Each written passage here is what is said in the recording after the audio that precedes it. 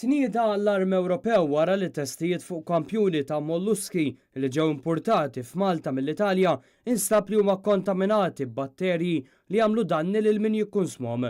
Fl-avviż jingħati li hemm biża' li dawn il-mussels jiġu kkonsmati waqt li ħarġet ordni biex ma jibqgħux jinġabru mussels miż-żona kontaminata u wisq inqas jinbijaw. Kien il-Ministeru tas-Saħħa ta' pajjiżna li jinforma lill-awtoritajiet tal-Unjoni Ewropea b'rapport fuq il-portal RASFF tal-Unjoni Ewropea jikklassifika r-riskju bħala wieħed serju u joħroġ ordni li dawn il-mussels jiġu ritornati.